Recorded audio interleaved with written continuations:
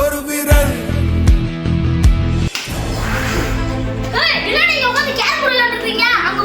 கூட போனா 50 ரூபா தரேன் வாங்கடா போலாம். இன்னொரு 50 ரூபா தரேங்க.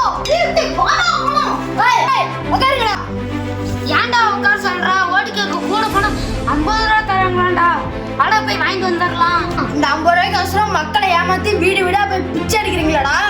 அதுக்கு பேர் பிச்சையாடா? தலைவருக்கு ஊடு ஊடா போய் ஓட்டு கேக்குறதுனால தான்டா நமக்கு கூலி 50 ரூபா தராங்க. அதுக்கு பேர் பிச்சையாடா? ஆமாண்டா பிச்சை தான்டா. எந்த தலைவர் வந்து என்னத்துக்கு பிரச்சனை? உழைச்சாதான் சோறு. ஏன் பிரச்சனை இல்லை? இப்ப இலவசமா நிறைய திட்டங்களை கொண்டுட்டு வரலாம். இந்த மாதிரி சின்ன சின்ன விஷயம் ஆவாத விஷயத்தை அவங்க இலவசமா தருவாங்க. ஆனா நம்மளுக்கு தேவையான விஷயத்த இலவசமா தரமாட்டாங்க.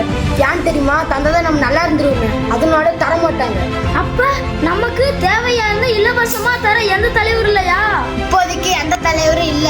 அப்ப நமக்கு நல்லது செய்ய எந்த தலைவருமே இல்லையோ?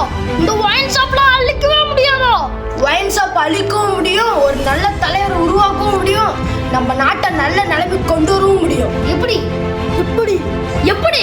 நாம தான் தலைவர், நீங்க தான் தலைவர். நாம எல்லாரும் ஒற்றுமையா ஒரே போராட்டம் பண்ணினா இந்த நாட்டையே நல்ல நிலைமைக்கு மாற்றி அமைக்க முடியும். இது தூண்டுதல் கிடையாது, உண்மை வழியை நோக்கி உங்கள் ஓட்ட ஒற்றுமையாக மாறட்டும்.